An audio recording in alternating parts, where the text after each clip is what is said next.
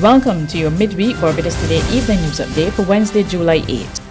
Public transport is about to improve. Today, 33 new electric buses arrived from Panama at the Bridgetown port. A beaming Transport and Works Minister Dr. William Duguid, flanked by officials from his ministry and the Transport Board, told reporters it's a big move for the island. He's especially pleased that the buses will cater to all Barbadians and outlined what commuters can expect. What we have done today is to be able to get landed in Barbados 33 electric buses that are capable of kneeling so that disabled people with wheelchairs can have access to the buses.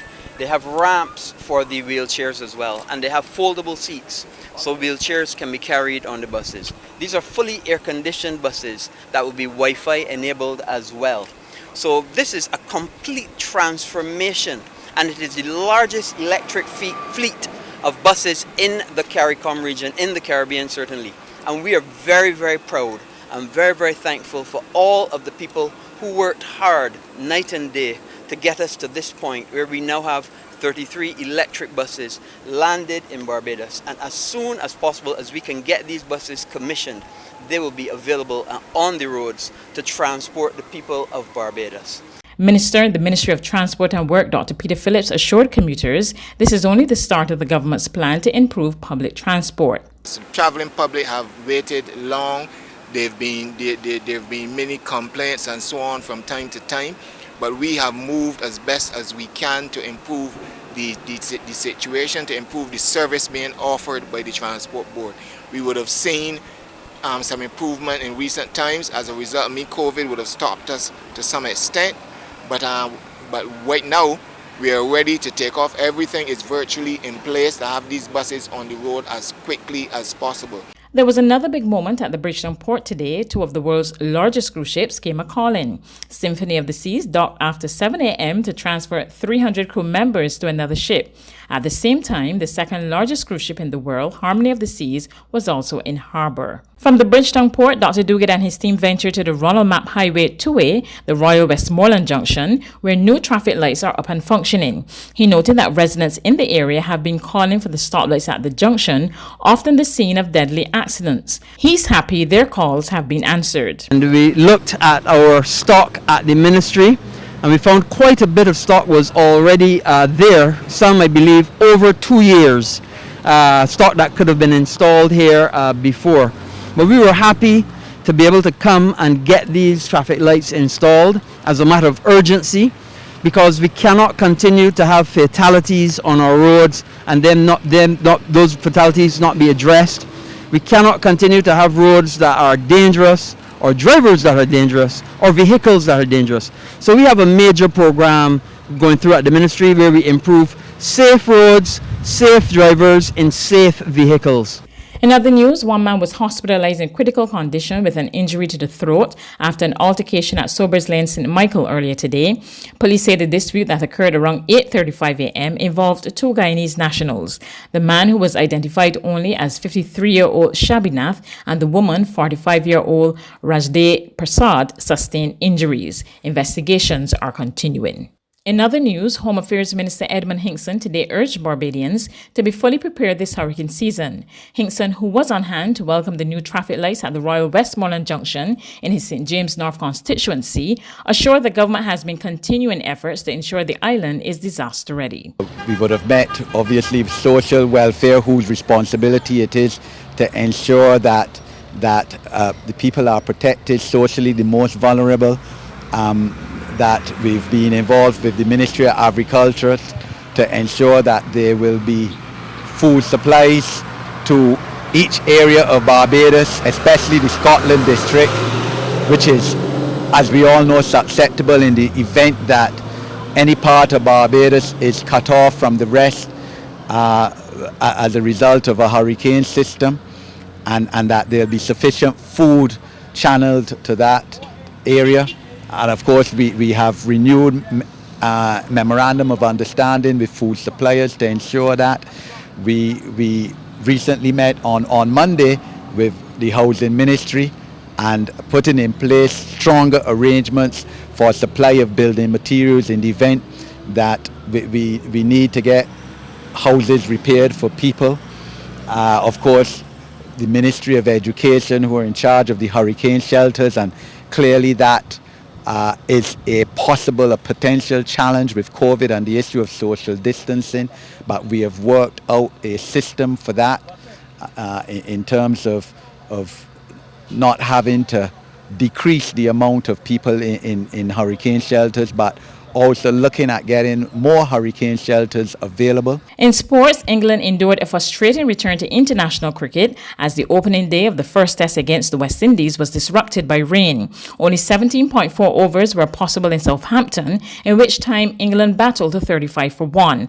This series and the rest of England's rejigged home summer is being played behind closed doors and in a biosecure environment, with everyone inside subject to coronavirus tests, temperature checks, and adhering to strict safety measures. There's regional and international news after this short break.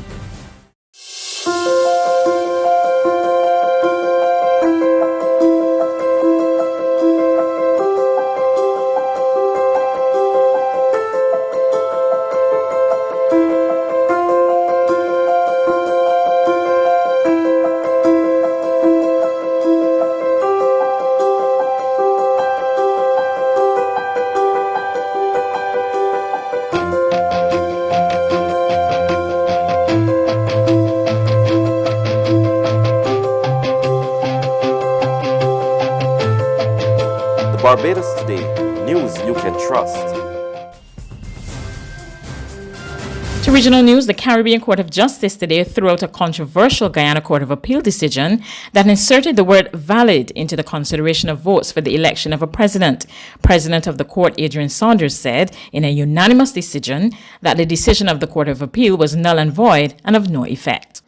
The Court of Appeal impliedly invited the CEO to engage unilaterally in a further and unlawful validation exercise that trespassed on the exclusive jurisdiction of the High Court established by Article 163.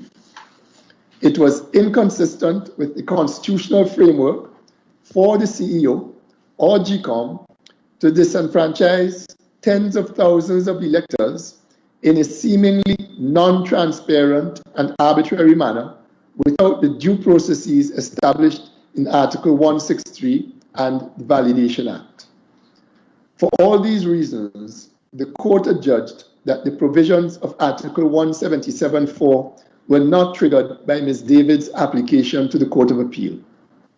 Since the Court of Appeal had no jurisdiction to hear the application brought by her, the finality clause in Article 177.2b, in 177.4, was inoperable, and under the laws of Guyana, this court had jurisdiction to hear and determine the application by Messrs. Ali and Jagdeo and to set aside the decision of the Court of Appeal.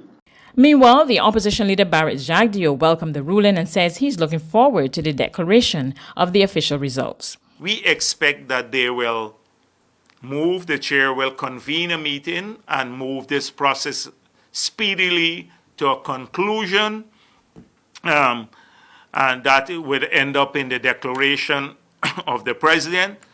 We hope that APNU will not continue with its endeavors to block that, to block the speedy conclusion of the elections process. So the CEO has clear guidance now.